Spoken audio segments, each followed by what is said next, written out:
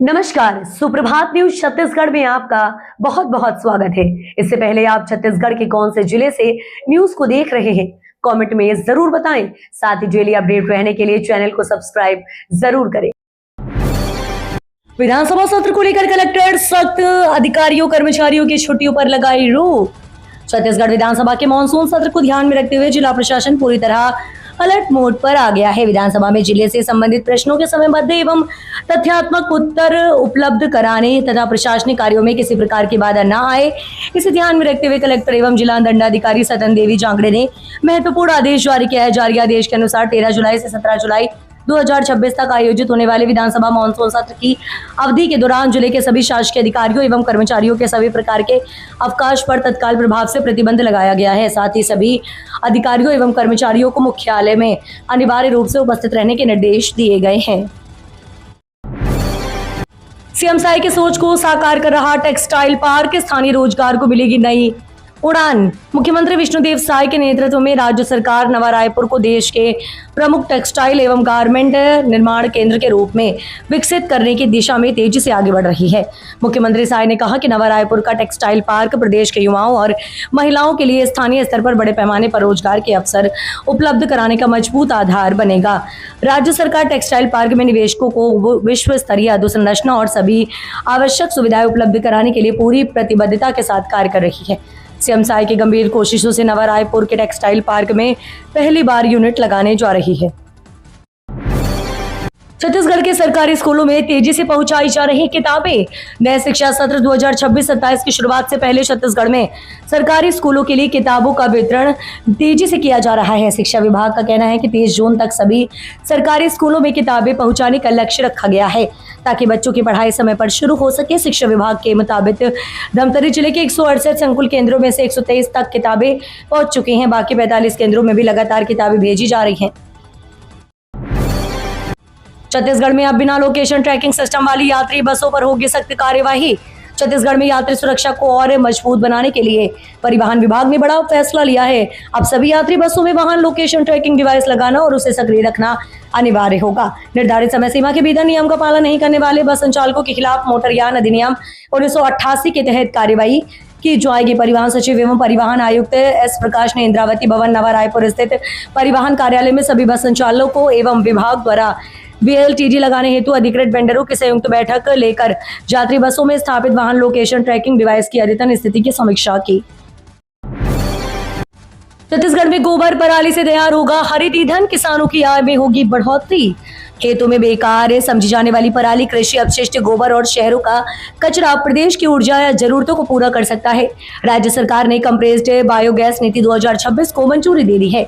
दावा है कि इसके जरिए हर साल 1.65 लाख मैट्रिक टन हरित ईंधन तैयार किया जा सकेगा, जो 2.16 लाख टन पेट्रोल डीजल के बराबर होगा। इससे न केवल ईंधन आयात पर निर्भरता घटेगी बल्कि किसानों की जेब भी भरेगी।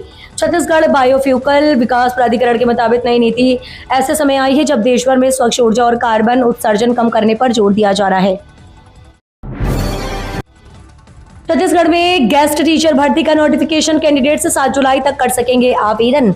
छत्तीसगढ़ के आदिवासी जिले दंतेवाड़ा के युवाओं के लिए अच्छी खबर सामने आई है, जहां अतिथि शिक्षकों की नियुक्ति की प्रक्रिया शुरू की गई है। इसके लिए नोटिफिकेशन जारी कर दिया गया है। जुलाई तक शिक्षित बेरोजगार आवेदन कर सकते हैं। जानकारी के अनुसार जिला मशीन समन्वयक समग्र शिक्षा दंतेवाड़ा ने जिले के पुबोटा केबिन आवासीय विद्यालयों में शैक्षणिक व्यवस्था को सुदृढ़ और गुणवत्तापूर्ण बनाने के लिए अतिथि शिक्षकों की भर्ती प्रक्रिया शुरू की है।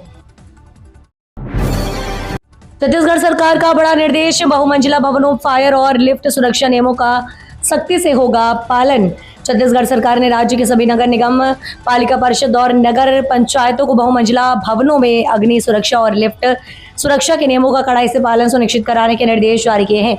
इस संबंध में नगरीय प्रशासन विभाग ने सभी आयुक्तों और मुख्य नगर पालिका अधिकारियों को एडवाइजरी भेजी है। जारी निर्देशों के अनुसार बहुमंजिला आवासीय, वाणिज्यिक और मिश्रित उपयोग भवनों में रहने वाले लोगों और आगंतुकों की सुरक्षा को प्राथमिकता देते हुए फायर सेफ्टी और लिफ्ट संचालन से जुड़े सभी सुरक्षा मानकों का अनिवार्य रूप से पालन कराया जाएगा। छत्तीसगढ़ में बेटियों के जन्म पर मिलेंगे 1.5 लाख रुपए। छत्तीसगढ़ सरकार ने राज्य की बेटियों को सशक्त और आत्मनिर्भर बनाने के लिए एक बेहद महत्वाकांक्षी कदम उठाया है। आर्थिक रूप से कमजोर परिवारों के नवजात बालिकाओं के सुरक्षित भविष्य को ध्यान में रखते हुए सरकार ने रानी दुर्गावती योजना की रूपरेखा तैयार की है। इस कल्याणकारी योजना के अंतर्गत बेटी के जन्म लेने पर उसके नाम पर 1.5 लाख रुपए की बड़ी वित्तीय सहायता का प्रावधान किया गया है। छत्तीसगढ़ में पुराने बिजली बिलों पर 75% तक छूट। राज्य सरकार के समाधान योजना के तहत पुराने बिजली बिलों पर 75% तक छूट पाने के लिए उपभोक्ताओं के पास 30 जून तक पंजीयन कराने का अवसर है। इस योजना का लाभ लेने के लिए उपभोक्ताओं को अनिवार्य रूप से मोर बिजली ऐप पर पंजीयन कराना होगा। दरअसल हम आपको बता दें, प्रदेश के करीब 15 लाख बकायादार उपभोक्ताओं को योजना का लाभ मिलना है, जिनमें से अब तक 8 लाख से अधिक उपभोक्ता पंजीयन करा चुके हैं। ये कुल लक्षित उपभोक्ताओं का लगभग 52% है। छत्तीसगढ़ में भी मुंबई बेंगलुरु की तरह मिलेगी क्राफ्ट बियर। छत्तीसगढ़ में बियर पसंद करने वालों के लिए अच्छी खबर है, अब राज्य में अलग अलग फ्लेवर वाली फ्रेश बियर का स्वाद मिल सकेगा। राज्य सरकार ने माइक्रो ब्रूवरी खोलने की मंजूरी दे दी है। इसके बाद आबकारी विभाग लाइसेंस जारी करेगा। सरकार का कहना है कि इससे लोगों को नया विकल्प मिलेगा और होटल रेस्टोरेंट कारोबार को बढ़ावा मिलेगा।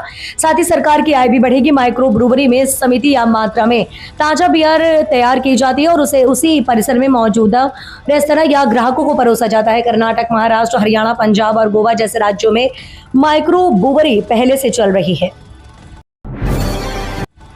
धमतरी में उर्वरक दुकानों पर छापा, 2 लाइसेंस निलंबित। धमतरी में 3 विक्रेताओं को नोटिस। धमतरी में खरीफ सीजन में किसानों को समय पर और उचित मूल्य पर खाद उर्वरक उपलब्ध कराने के लिए धमतरी जिले में कृषि विभाग ने उर्वरक विक्रय केंद्रों पर सघन निरीक्षण अभियान चलाया है। कार्यवाही के दौरान 2 कृषि केंद्रों के लाइसेंस निलंबित कर दिए गए हैं, जबकि 3 विक्रेताओं को कारण बताओ नोटिस जारी किया गया है। कलेक्टर अविनाश मिश्रा के निर्देश पर कृषि विभाग जिले भर में उर्वरक विक्रय केंद्रों की लगातार निगरानी कर रहा है। अभियान का उद्देश्य जमाखोरी, कालाबाजारी और अनियमितताओं पर प्रभावी नियंत्रण स्थापित करना है, ताकि किसानों को खाद उर्वरक की निर्बाध उपलब्धता सुनिश्चित हो सके। छत्तीसगढ़ में फिर बदलेगा मौसम का मिजाज। आज 27 जून से होगी तेज बारिश। छत्तीसगढ़ में पिछले 2 दिनों से उमस और गर्मी ने लोगों की परेशानी बढ़ा दी है, लेकिन अब मौसम में बदलाव के संकेत मिल रहे हैं। मौसम विभाग ने आज 27 जून से प्रदेश भर में बारिश की गतिविधियां तेज होने का अनुमान जताया है। साथ ही अगले 3 से 4 दिनों के भीतर दक्षिण पश्चिम मानसून के राज्य के शेष हिस्सों तक पहुंचने की संभावना भी व्यक्त की गई। मौसम विभाग का कहना है कि बंगाल की खाड़ी और मध्य भारत में सक्रिय मौसम प्रणालियों के कारण प्रदेश में वर्षा की गतिविधियां धीरे धीरे तेज होती होंगी। छत्तीसगढ़ में इस बार भी एमबीबीएस, बीडीएस की अलग अलग काउंसलिंग। छत्तीसगढ़ में एमबीबीएस और बीडीएस में एडमिशन लेने वाले छात्रों को इस साल भी अलग अलग काउंसलिंग प्रक्रिया से गुजरना होगा। ऑल इंडिया कोटे की सीटों की काउंसलिंग पहले की तरह दिल्ली से होगी, जबकि स्टेट मैनेजमेंट और एनआरआई कोटे की सीटों की काउंसलिंग राज्य का चिकित्सा शिक्षा विभाग कराएगा। यानी इस बार भी सभी सीटों के लिए एक साथ कॉमन काउंसलिंग नहीं होगी। जानकारी के मुताबिक राज्य की काउंसलिंग कराने की जिम्मेदारी इस बार एनआईसी को दी जा सकती है।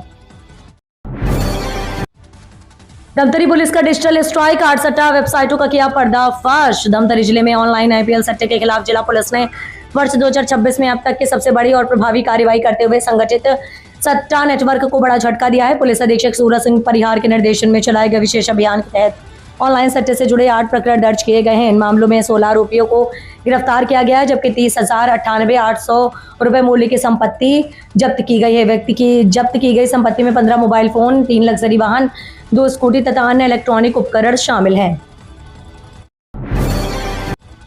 नवा रायपुर बनेगा नया आईटी हब, निवेश, तकनीक और रोजगार को मिल रही रफ्तार। छत्तीसगढ़ अब खनिज संपदा वाले राज्य से आगे बढ़कर तेजी से विकसित होते औद्योगिक केंद्र के रूप में पहचान बना रहा है। मुख्यमंत्री विष्णुदेव साय के नेतृत्व में लागू नई औद्योगिक नीति ने राज्य के आर्थिक विकास को नई दिशा दी है। इस नीति का फोकस निवेश, तकनीक और रोजगार पर है।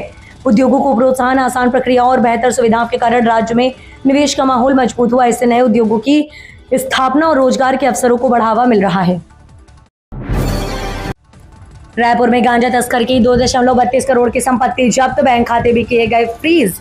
राजधानी में मादक पदार्थों की तस्करी के खिलाफ कार्रवाई को आगे बढ़ाते हुए पुलिस ने गांजा तस्कर हेमराज राव की करीब 2 करोड़ 32 करोड़ रुपए की चल अचल संपत्ति जब्त कर ली है। कार्रवाई सफेमा एक्ट के तहत की गई है। इसके अलावा आरोपी के बैंक खातों में जमा लाखों रुपए की राशि भी फ्रीज कराई गई है। पुलिस के अनुसार उरला थाना में वर्ष 2025 में एनडीपीएस एक्ट की धारा 20 के तहत दर्ज मामले में 9 दिसंबर 2025 को हेमराज राव को गिरफ्तार किया गया था। उसके कब्जे से 1390 किलोग्राम गांजा बरामद किया गया था। जांच में सामने आया कि आरोपी लंबे समय से मादक पदार्थों की तस्करी में संलिप्त रहा। ड्रोन और थर्मल तकनीक से खनिज माफियाओं पर शिकंजा। खनिज जोड़न दस्ता दल ने कोरबा शहर में लगे सीतामढ़ी क्षेत्र में हसदेव नदी पर ड्रोन कैमरे के माध्यम से औचक निगरानी और कार्रवाई की है। दरअसल हम आपको बता दें कि अभियान के दौरान ड्रोन कैमरे में नदी में अवैध रेत उत्खनन करते हुए एक जेसीबी की गतिविधियां रिकॉर्ड की गई हैं। ड्रोन की सतत निगरानी के दौरान वाहन का पीछा करते हुए उसकी लोकेशन इमली डुग्गू तक चिन्हित की गई। इसके बाद खनिज जांच दल ने तत्काल मौके पर पहुंचकर दबिश दी और अवैध उत्खनन में संलिप्त जेसीबी तथा अवैध रेत परिवहन कर एक टिपर को जब्त कर खनिज जांच चौकी उर्गा की अभिरक्षा में रखा। 30 जून से बीटेक काउंसलिंग शुरू। छत्तीसगढ़ के 34 इंजीनियरिंग कॉलेज की 11,514 सीटों पर होगा एडमिशन। राज्य में संचालित इंजीनियरिंग कॉलेजों में बैचलर ऑफ टेक्नोलॉजी कार्यक्रम में प्रवेश की काउंसलिंग 30 जून से शुरू हो रही है। पाठ्यक्रमों में तकनीकी शिक्षा संचालनालय ने काउंसलिंग शेड्यूल भी जारी कर दिया। प्रवेश 3 चरणों की काउंसलिंग के बाद होगा। काउंसलिंग के प्रत्येक चरण के लिए अभ्यर्थियों को अलग अलग से आवेदन करना होगा। जानकारी के अनुसार राज्य में 34 इंजीनियरिंग कॉलेजों में लगभग 11,514 सीटें हैं। प्रथम चरण की काउंसलिंग के लिए रजिस्ट्रेशन 23 जून से 6 जुलाई तक चलेगी।